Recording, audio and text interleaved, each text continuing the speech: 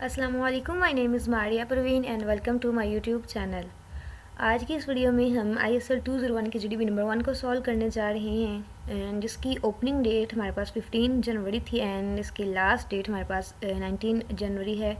मतलब कि कल ही ये GDP जो है इसका क्वेश्चन आपको दिया गया है एंड इसकी लास्ट डेट जो है वो 19 जनवरी है। तो क्वेश्चन जो है वो जल्दी से देख लेते हैं। क्वेश्चन हमारे पास क्या है GDP में। GDP में उन्होंने एक क्वेश्चन दिया हुआ है एंड क्वेश्चन में मेन चीज़ क्या है कि as per the holy Quran human beings are created only for worship and obedience of Allah almighty, कि जितनी भी ह्यूमन बींग्स हैं उनको अल्लाह की इबादत और इताअत के लिए पैदा किया गया है and the guided people from human beings are those who know their basic purpose of life, कि मतलब वो अपना ज़िंदगी का जो मेन मकसद है वो क्या है वो जानते हैं। तो ऑब्वियसली क्या है कि हम अल्लाह ताला की ज़ात की इबादत करते हैं, यही उसका मकसद है। बट मेन क्वेश्चन यहाँ पे क्या दिया गया, मतलब उन्होंने स्टार्ट में बताया कि हम अल्लाह ताला की ज़ात की इबादत करते हैं, वर्शिप करते हैं। अब उसके अबाउट उन्होंने क्वेश्चन दिया है कि you have to describe 8 acts from your daily life और social life other than worships. ठीक है, वो कह रहे हैं आपको 8 एक्ट्स जो हैं वो डिस्क्राइब करने हैं, किसके अलावा, वर्शिप्स के अलावा, which can cause obedience of Allah Almighty. ठीक है, कि जो एक रीज़न बन सकते हैं अल्लाह ताला की ज़ात की इताअत के। ठीक है, अब जो वर्शिप्स हैं उन्होंने कहा कि अदर देन वर्शिप्स। अब वर्शिप्स में क्या आती है, नमाज, रोज़ा, ज़कात, हज, ये चीज़ें किस में आती हैं, ये आपकी वर्शिप में आती हैं। और उन्होंने कहा है कि आपने 8 पॉइंट्स बताने हैं, 8 एक्ट्स बताने हैं जो कि ओबीडियंस में आते हैं लेकिन वो वर्शिप में ना आए, मीन्स कि ये चारों नहीं होने चाहिए।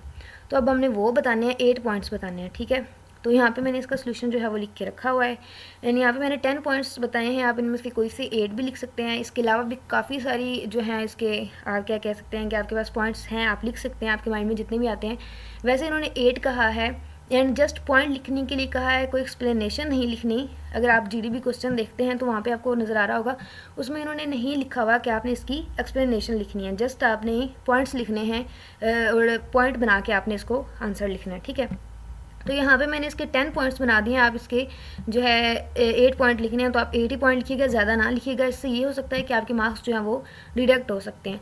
मैंने 10 इसलिए लिखे हैं कि अगर कोई स्टूडेंट सेम इसी तरह लिखता है तो इनमें से कोई से 8 जो है वो पिक कर ले। ठीक है, मतलब वो ये नहीं है कि अगर मैं सिर्फ 8 दे रही हूँ तो स्टूडेंट्स जो हैं वो पहले 8 ही करें। ठीक है, तो इस तरह कोई भी आप इनमें से 8 ले सकते हो, लेकिन कोशिश कीजिएगा यहाँ से आप आइडिया ले लें, इसको अपनी वर्डिंग में लिखें। लाइक अभी ये जो पेरेंट्स वाला मैं यहाँ पे डिस्कस करूँगी, मैं साथ साथ बताऊँगी, तो आप आइडिया ले सकते हैं, दैन उसको खुद से ट्राई कीजिएगा कि आप उसको खुद लिखें।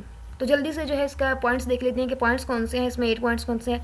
तो सबसे पहले क्या है कि डोंट हर्ट एनीवन। ठीक है, अब ये एक पहला पॉइंट हो सकता है कि आप किसी को हर्ट ना करें। कहा जाता है ना कि इंसान के जो है वो दिल में क्या है, दिल जो है खुदा का घर है, मतलब उसमें अल्लाह ताला रहते हैं, इस तरह की बात है। तो वो ये हो सकती है कि आप किसी को हर्ट ना करें, आप किसी को हर्ट नहीं कर रहे, किसी को जो है वो दुख नहीं दे रहे। तो ये एक आ सकता है, इसमें एक पहला पॉइंट हो सकता है। एंड दूसरा मेन पॉइंट जो है वो क्या है, ओबे द पेरेंट्स, कि आप अपने माँ बाप का जो है वो हुक्म माने। ठीक है, ये तो आपके हैंडआउट्स में भी दिया गया है पॉइंट कि आप अपने माँ बाप का जो है वो हुक्म माने, उनकी फरमाबरदारी करें। तो ये भी किस में आता है, ओबीडियंस ऑफ। वैसे तो ये एक हुकुल इबाद में आता है लेकिन ये उसी में आता है कि अल्लाह ताला की इबादत में आता है। ठीक है, थर्ड पॉइंट है हेल्पिंग द नीडी पीपल। ठीक है, कि जो गरीब लोग हैं या ज़रूरतमंद लोग हैं उनकी मदद करें। अब ये देखें कि ये भी एक सवाब का काम होता है, नेकी का काम होता है। जो गरीब लोग होते हैं या जो ज़रूरतमंद होते हैं, मुश्किल में होते हैं, आप उन लोगों की मदद करें, तो ये भी इबादत हो सकती है। आप कह सकते हैं इसको कि ये एक ओबीडियंस है। ठीक है, तो ये 3 पॉइंट्स हो गए। अब यहाँ पे देखिए, इन पॉइंट्स को आप अपनी वर्डिंग में भी लिख सकते हैं। ठीक है, लाइक अभी यहाँ पे मैंने लिखा है ओबे द पेरेंट्स। ठीक है, कि वालिदैन का जो है वो हुक्म माने। आप यहाँ पे लिख सकते हैं कि सर्विंग द पेरेंट्स। अपने आपके माइंड में जो भी वर्डिंग आ रही है इसकी वर्डिंग चेंज कर दें, जस्ट पॉइंट वही रहेगा, आप इसकी वर्डिंग चेंज कर दें तो आपकी जो GDP सोल्यूशन होगा वो टोटली डिफरेंट हो जाएगा। ठीक है, तो आप इसको चेंज कर सकते हैं।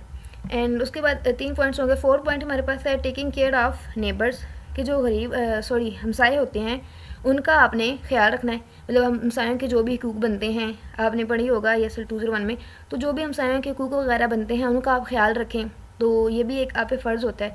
उसके बाद taking care of rights of animals, जो मतलब जानवर या परिंदे होते हैं, यहाँ पे आप एनिमल्स एंड बर्ड्स दोनों लिख सकते हैं। तो उनके भी आप मतलब ख्याल करें, उनको खाना वगैरह देना, जो भी मतलब बनता है वो आप उनका ख्याल रखें। ठीक है, उसके बाद 6 पॉइंट है कि fulfilling rights of wife and children. मतलब अब ये एक मतलब वैसे तो मतलब एक मैन के लिहाज से आता है, लेकिन ये भी हमने तो ओवरऑल लिखने हैं, पॉइंट्स लिखने हैं। तो अगर आप मतलब अपनी बीवी के जो हकूक़ हैं उनका ख्याल रखें, उनको पूरा करें, बच्चों के जो हकूक़ बनते हैं उनको पूरा करें, तो जब आप मेन चीज़ है हकूक़ुल इबाद, तो ये सारे हकूक़ुल इबाद में ही पॉइंट्स आ रहे हैं बेसिकली।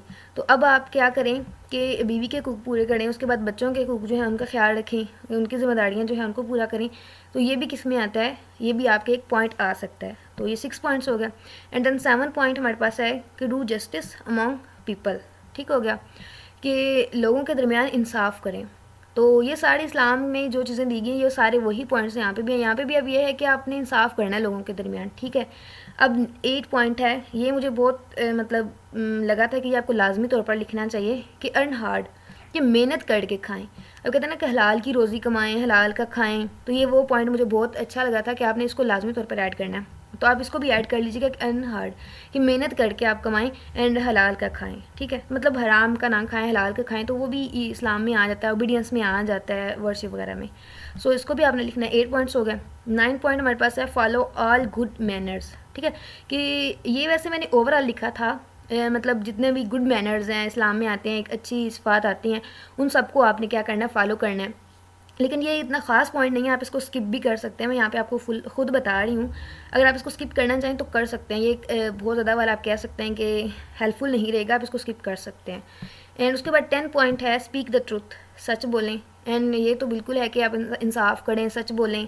तो ये लास्ट इसका 10 पॉइंट हो सकते हैं। ठीक है, अब मैं अगेन एक दफ़ा रिपीट करती हूँ। पहला है कि आपने किसी को हर्ट नहीं करना, वालिदैन का जो है वो कहना मानना है। दूसरा पॉइंट ये हो सकता है कि अगर आप गरीब लोगों की, ज़रूरतमंद लोगों की मदद करते हैं तो ये भी एक पॉइंट आ सकता है। हमसायों के हकूक़ का ख्याल रखते हैं, बच्चों का, जानवरों का, मतलब हर लिहाज से जो भी हकूक़ुल इबाद में चीज़ें आ रही हैं वो सारे आपने एक पॉइंट्स बना के यहाँ पे लिख देने। एंड पॉइंट्स लिखने हैं और एक्स्ट्रा ना लिखिएगा, जस्ट 8 ही लिखिएगा। जो भी आपको बेस्ट पॉइंट्स लगते हैं आपने जस्ट वही लिखने हैं।